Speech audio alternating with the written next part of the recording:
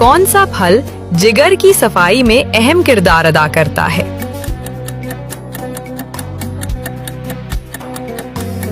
सही जवाब चुकौतरा। कौन सा फल खून की कमी दूर करने के लिए बेहतरीन माना जाता है?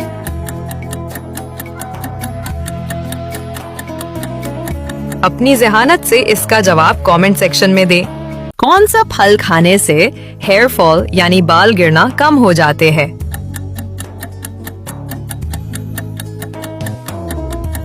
सही जवाब एवोकाडो। कौन सा फल जिल्द पर मौजूद झुर्रियों को कम करने में मदद देता है?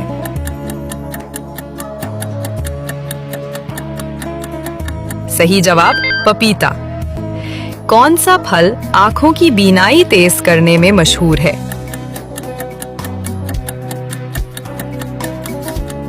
सही जवाब अमरूद।